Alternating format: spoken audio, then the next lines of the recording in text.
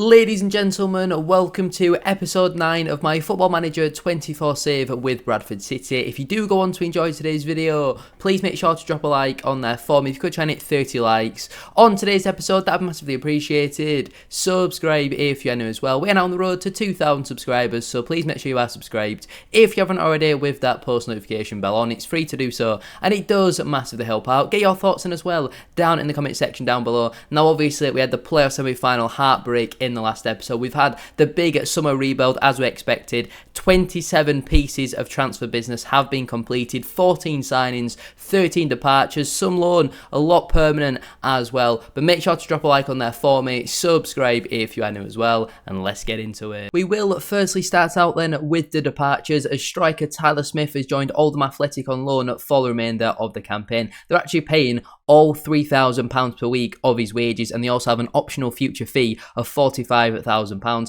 Last season in the League 4 has only managed the 11 appearances, just the 3 starts. To be fair, had 5 goals in 3 starts, which is obviously a really good return, but I'm pretty sure a lot of them came in the final day of the season. He's now going out on loan to Oldham for the remainder of the campaign in the Vanarama National League. He's played 4 friendlies for them so far, and he's also failed to score. But Tyler Smith, I think it makes sense really for all parties. Get his £3,000 a week off the wage bill, and it allows us to spend that on better players, and especially in his position where we've got a lot of competition. Timo Odesina is in a very similar situation. He spent last season out on loan at Woking, where he barely kicked a football, to be honest with you, in the National League. He's decided to go out on loan to fellow League 2 side Salford City for the remainder of the campaign. They've paid £27,500 for his loan agreement. Or has he gone there permanently? Oh no, Odesina's gone there permanently, sorry. I must have got that one completely wrong. Timo Odesina has joined Salford on a permanent deal, and he has gone there for a fee which could rise up to £35,000. He was 2-star current ability, 3-star potential, so it made sense really for us to get him off the wage bill. I quite like Odesina in real life. On Football Manager though, he's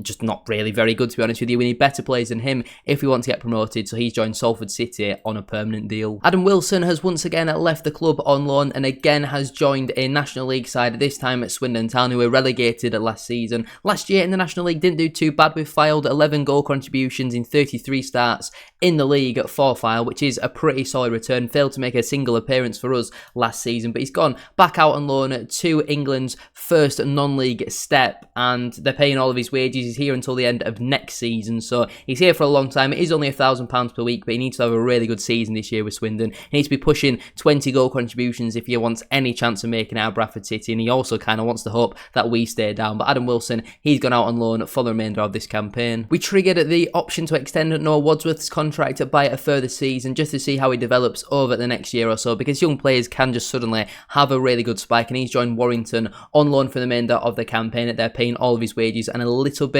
of a loan fee, I think £3,500. They're in the Vanarama National League North, a standard he's not played that according to Football Manager, but I'm pretty sure he played there in real life with Farsley Celtic in the season just gone by, so I'll be interested to see how he does develop over the next season. Ash Taylor departed the football club on a permanent basis. The 33-year-old has gone back over to Scotland for £5,250, which won't rise any higher than that, but he's gone over to Scottish League 1. Last season out on loan in the Vanarama National League, he really struggled, just a 6.83 average rating. Scored a couple goals to be fair, but only managed the 19 starts in the end. He's 33 years of age. He's on a couple £1,000s per week as well with Bradford City. I think we had to pay him off a little bit of money, which obviously we did in real life, but yeah, Ash Taylor has departed the club on a permanent deal. Alex Gilliard also left the club on a permanent basis. It wasn't really a deal that I was looking to do, but Portsmouth offered £160,000 for him, which I simply could not turn down. He got 7 goal contributions in 38 appearances for us last season, but only managed the 23 starts, and I think he was on £3,000 per week, and I just felt that money could be better spent elsewhere, to be honest with you, and he has decided to leave the club on a permanent deal. He's 28 years of age, but to get a fee of £160,000 from a League 1 side Portsmouth, it made sense really for all parties. I don't know why they're splashing all that money out on Alex Gilliard, but it's something that they've clearly decided to do, and Alex Gilliard has left the club on a permanent deal. Now, all of our remaining departures are young players who we've signed but then sent out on loan for this season. Let's move on then to our signings, starting out with goalkeeper John McLaughlin, who has returned to the club on a 2-year contract. We're paying him a hefty sum of money in £4,500 per week, but a very, very good goalkeeper at this level. League 1 standard at 36 years of age. He's had a really good couple of seasons with Rangers, even before that with Sunderland. Obviously was a big part for us over the early parts really when I was a Bradford City supporter. Yes, some of the dark days under Phil Parkinson, but also some really memorable days in that 2012-13 season. And yeah, really happy to bring him back to the football club. Yes, he's 36, but he's already League One standard, and we needed improvement on Sam Walker because I thought he was pretty poor last season. Jacob Beaumont-Clark also joined the club on a permanent deal. He has signed a 3-year contract after being released by Everton. Looks like a really, really good young player. 3-star current ability, 4-star potential as well, at just 18 years of age on £250 per week. Really happy to get this signing in through the door, and out of all the young players we've signed, he's probably the best in terms of current ability. We have better players with better potential, but he'll provide some real competition for Bobby Poynton over on that right-hand side. I think I'm right in saying we're going to play a back four this season. I did all the transfer business and then haven't played the save for a couple of days, so I could be wrong there. But either way, Jacob Beaumont-Clark is in on a long-term contract. Colombian goalkeeper Alexei Rojas Fedorushchenko. We're just going to call him Alex. We're going to call him Alex because that's the best way we can go about this. He signed for the club on a 3-year contract. Again, a very similar situation. He was released by Arsenal. We've sent him out on loan to Vanarama National League side Barnet for the remainder of the campaign as well. I'm pretty sure they're paying all of his wages. They are. He is currently at Vanarama National Standard and has the potential to improve significantly. I think after the end of this season, he's probably going to be our number 2 when Sam Walker does depart the football club. And I'm now in that stage of Football Manager where we've got the young players coming through and we can slowly progress them up. Then you get the next batch in and you slowly just build them all the way up until they're too good and you need to sell them, or until they just really deserve that better move. But Alex, the Colombian goalkeeper, he's in again on a 3-year deal. Another youngster who's joined the football club is central defender Jack Kingdon. He can also play right back, but the Scottish 18-year-old has been released by Manchester United and we've sent him out on loan to Vanarama National League side Barrow. So obviously Barrow and Swindon were relegated last campaign. Really excited by his potential. He's got 5-star potential who can play in the Championship. So I think maybe after this season, a full season out on loan, I could certainly see him starting for us on a consistent basis, and he is in on a 3-year contract again on £250 a week. 6'2" at 18. Really excited to see how he develops over this season. Ashton Missing, again, a very similar situation. He was released by Premier League side Manchester United. We snapped him up on a 3-year contract on £240 per week. 4.5-star potential, 2-star current ability. And we've sent him out on loan to Kidderminster for the remainder of the campaign. They're paying all of his wages. Not quite good enough now to be playing in the first team. He's probably playing at a standard above what he's currently good enough to play at, but I think with that potential, it'll only do him good at 17 years of age to go out and play some regular first team men's football. If it doesn't work, we can just recall him and send him to our under-18s, but our under-18s staff and all that sort of stuff, they're not particularly great. Michael Rosiak is a man who I always sign at this Football Manager after the end of the first season. The 18-year-old again has signed a 3-year contract with the football club on £240 per week and has joined Adam Wilson out on loan at Swindon Town. Again, over in the National League, I'm pretty sure once more they are paying all of his wages. They definitely are. 2-star current ability, 4.5-star potential, can play DM, centre mid, also at right back as well. So really excited to see how he develops over the next season or so. Again, Brad Halliday obviously will be out of a contract with the club soon. I'm pretty sure he did sign a new deal. I think there were a couple of players, I think Platt, Halliday, maybe even Chapman signed new 1-year contracts with the football club. But when they do expire, I can certainly see Michael Rosiak being our backup right back next season. Yusuf Akhamrich, I want to say is how you pronounce his name, has also joined the club on a 3-year contract on £230 per week. 2-star current ability, but 5-star potential. Again, really excited to see how he does develop over this next season. Has once again joined Vanarama National League side Barnet on loan for the remainder of the campaign. They are paying all of his wages, but once again has the potential to play in the Championship. But really excited to see how he does develop over this season, and was recently released by Tottenham, so he snapped up a lot of the very good Premier League youngsters. Even if they're never good enough for Bradford City, you can always sell them for a few £100,000 later on down the line, and it's simple profit really, isn't it? But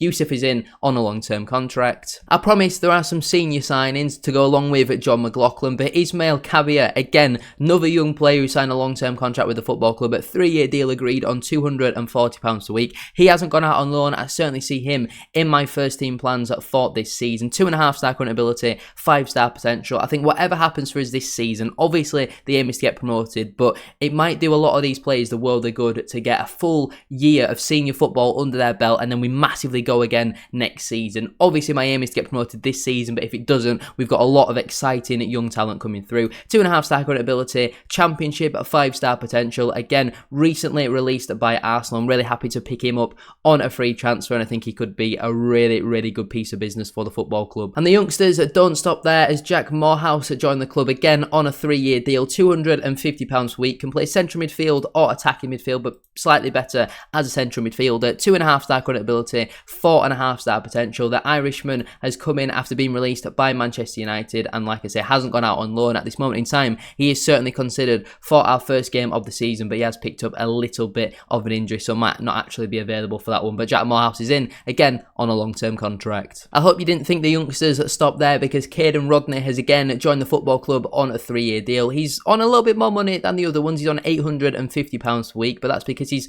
pretty solid now. 5-star potential, 2.5-star current ability. Has joined Vanarama National League side Oldham Athletic on loan for the remainder of the campaign after being released by Crystal Palace. We snapped him up on a free transfer, and the 19-year-old is very versatile, can play holding midfield, central midfield, right back, centre back, left back, can even do a job at left wing back, and also right wing back as well. 6'2". I think this one again could be a really, really good signing for the football club, even in January if we decide to recall him. Let's move on then to some senior signings for the football club. Jensen Weir has joined on a 2-year contract on £6,750 a week, but he's got 4-star current ability and 4.5-star potential at 22 years of age. This is an absolutely brilliant signing for the football club. Not too long ago with Morecambe, he got 10 goals in 43 at this level, and he's only had more development time at the likes of Blackpool and Port Vale as well, and I'm really excited to get him in on a permanent deal. Yes, it is only for 2 years, and he does have some sort of clauses in his contract, but if someone wants to pay 2.1 or even 2.8 million pounds for him,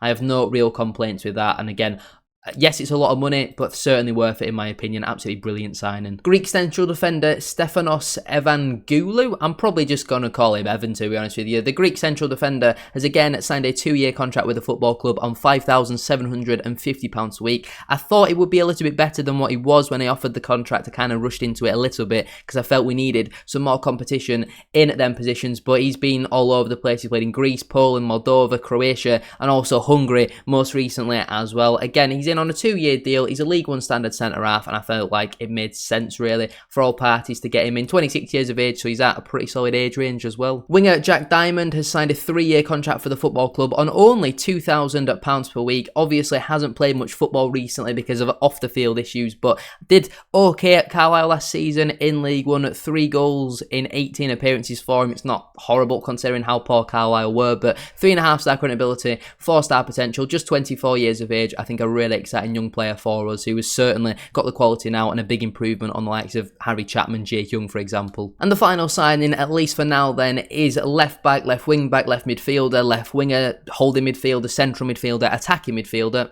Adam Lewis. The 24-year-old has signed a 2-year deal with the football club at 3.5-star current ability, 4-star potential, £2,200 per week. He was recently released by Liverpool. He's had a couple loan spells with Newport, 10 goal contributions in 38 starts for him last season, out on loan at Newport, and again, really excited to pick him up on a free transfer. We did also see another departure, which I massively missed by accident, but it was quite a significant one, probably the biggest of the window. Left back Lewis Richards left the football club and joined Championship side. Are they still in the Championship? Please say they're still in the Championship. No, they got relegated. Joined League One side Plymouth Argyle on a 2-year contract, and they offered £200,000, could eventually rise up to £250,000. Did well for us last season, 13 goal contributions in 34 appearances, but massively tailed off towards the back end of the campaign, and I felt like at the time it was money I couldn't really turn down. I like Lewis Richards, he's a very good player. It's maybe one that I regret a little bit considering how our squad has gone, but we really need the money to the transfer budget to put over into the wage budget to sign some of these better free agents, because don't get me wrong, there was a lot of very, very good free agents who were available. So I think that just about covers everything. If I have missed anyone, then feel free to just pause and have a quick look, but I'm pretty sure that does cover everyone, and obviously you got a couple towards the back end of last season as well. We are only going to play one game in today's episode though, and that is because in tomorrow's episode we've got Leeds United in the Carabao Cup, and we've gone through a lot of transfers. We're going to play the opening day of the season against Shrewsbury. We'll go through pre-season in a minute, but I really wanted to just do a special episode because how many times we're going to get the opportunity to play Leeds United at Ellen Road. In terms of pre-season then, we had a 6-0 win at home to Peterborough United, a 7-1 win at home to Millwall, a 3-1 defeat at home to Birmingham, a 2-0 win away at Glenavon, a 2-1 defeat actually at home to Doncaster Rovers. Very disappointing, that one. A 1-0 win at home to Marine, a 3-1 win away at Woking, a 7-2 defeat at home to Fulham, and a 3-1 win at home to FC United of Manchester. Like I mentioned earlier, in today's episode then, we just have this match against Shrewsbury Town. In terms of some new players then who have signed contracts with the football club, I think Richard Nate signed a new deal, Brad Halliday has signed a new deal as well. We also had, I think Sam Stubbs has signed a new contract with the football club. He's here for another 2 seasons. A lot of these players have taken pay cuts. Matty Platt signed a new 1-year contract with the football club. I think Harry Chapman, yeah, he signed a new deal with the club, as well as Dylan Yumby. We triggered his option for a further season. On the whole, we're still trying to get a couple players out the door, but I'm really happy with how our squad is currently lining up ahead of the opening day of the campaign. I think we still need a right back. In terms of the finances, we've still got a lot of money to spend. Financial fair play would suggest we've got £5,000 per week, just a little bit over that still to spend. So I'm very happy with the position that we're in at this moment in time, but I certainly think we could do with another right back, a starting right back, and then maybe we send Callum Cisse out on loan. I'm just looking here, we don't actually have another natural left back, do we? So maybe we need to get another left back in as a backup for Lewis, just maybe on a 1-year contract. Here we have it then. Here's how we line up for the opening day at home to recently relegated at Shrewsbury Town. It'll be a tough one, but we've got McLaughlin in goal, a back four of Halliday, Nate, Evangelou, Lewis, with Ward and Weir in the midfield, Beaumont Clark on the right, Diamond on the left, and Patterson in behind Cook. On the bench we've got Walker, Cisse, Stubbs, Adore, Poynton, Young and Cassidy. I think what I'm going to do going forward is not sign players based on how good they are, maybe sign them on how easy it is to say their name. We do have a couple tired players out there today, like Halliday, Ward and Weir, because we played a lot of football throughout pre-season. Obviously Lee Evans is injured at the moment, out for 4 weeks, so that's not particularly ideal. No Billy Sharp as well, he decided to retire a couple episodes ago. I would highly recommend you go through and watch all the episodes if you haven't already, because I'm really enjoying this series. I think I'm sticking to it more than what I originally thought, so fingers crossed you are all enjoying. I didn't want to stick to, I'm going to do a video every single day out at 6 o'clock, because then that's when I felt like I would have probably found it boring and probably stopped at the end. And so I'm just kind of getting them out as often as when I can. I'm looking for around minimum 3, hopefully 5 a week. But at this moment in time, it all kind of depends on when Bradford City announce new transfers and all that sort of stuff. But we are now underway for today's game as Bayliss puts an early corner into the box. A really good test for us in this match against obviously recently relegated at Shrewsbury Town. Our pre-season started out very well, but then ended pretty poorly, to be honest with you, as Jack Diamond has given the ball away very early on, and now Bayliss looks over the top for Murphy. Over on that left-hand side, he cuts back to the edge of the box. Bayliss will definitely hit one from here, and he finds the back of the net. Far too easy there for Shrewsbury Town. And 5 minutes on the clock, it's Bradford City 0, Shrewsbury Town 1. Exactly the opposite start, really, we were looking for in today's game. But our midfield just simply did not track him. The gap is far too big. Midfield is nowhere to be seen, and it's a really good strike from Bayliss. McLaughlin goes down far too easily there, though. And 5 minutes on the clock, we already find ourselves behind. An absolute nightmare start to today's game. That sees us drop to bottom of the table, because with the early kick-off, brilliant. Throwing here for Shrewsbury, it's been all them so far. Not really many highlights, but statistically, they have absolutely battered as a cross comes into the box. They're headed up by Halliday, and Jordan Shipley with a volley into the back of the net. They are absolutely battering us. Maybe we need to go back to the back three. I mean, it's not a formation I want to play. I want to play a back four. I want to play with wingers, get wide players on the ball, get balls into the box, but it's just not really working for us. It seems like maybe a back three is the way forward. Our midfield, again, absolutely nowhere to be seen, and Shipley with a great strike into the back of the net. It is an absolute nightmare start for us. Yes, we've had a little bit more of the ball, but we've had one shot all game, which has created 0.01 XG. We might as well have not bothered. They've absolutely battered us so far, and that's why they're 2-0. We've got both our fullbacks on a booking as well. Both our central midfielders are absolutely knackered. I genuinely don't know what I'm going to do here. I don't want to hit the panic button after match day number 1, because Shrewsbury could go on and win the league. But it's not great, is it? You never want to start with a defeat. Bradford City in real life never start with a win, and that kind of sets us up for the season. But you could genuinely make 5 changes at the break. Maybe I overloaded them too much in pre-season. Cisse is going to come on for Brad Halliday at right back and hope that he can provide something. I'm even tempted to bring Lewis off, to be honest with you. Weir's very tired, but no real central midfield options on the bench. We could maybe put a door at left back and move him up to a left wing back and play a bit more attacking. It's just not particularly ideal. 2 changes at the break, then let's get underway for the second half. I think we're already kind of hitting the panic button. I just need to relax a little bit. Their free kick is a poor one. It was taken short, and Adore will chase after it. Adore's going to get there. The goalkeeper's decided to stay in his goal. Clark Adore has to score. He's blasted it wide.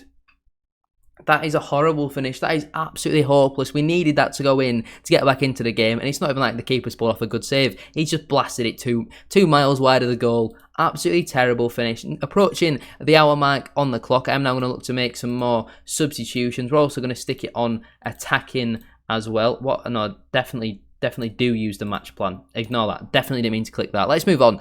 We got any midfield options? Not really. Pointing is going to come on for Ward, and we'll play Patterson now as a attacking Mazzala. Pointing can play as an advanced playmaker on that right side. We're also looking at maybe trying to bring a central midfielder off, but we can't really do it. We could put Cisse actually into the midfield. The Dor can also play in there. Play Cisse as a box-to-box midfielder. Play Dor then as a Mazzala. And then we will bring on central defender Sam Stubbs for Weir, and we'll bring on Ryan Cassidy for Patterson and go 2 up front.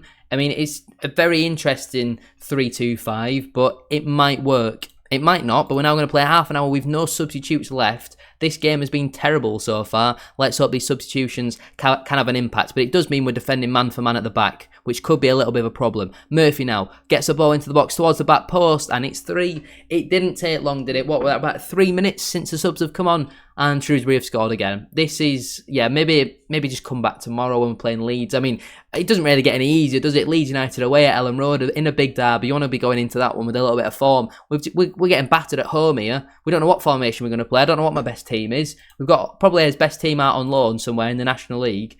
With all these youngsters, they could make it 4 here. Murphy hits one. Good save from McLaughlin, I think. Yeah, he's finally made a bloody save. Considering how much he's been paid, I expect more from John McLaughlin. Yes, he's 36, but he needs to be performing better than that. Shipley, ball inflict on at the near post. Oh my goodness me, it's 4.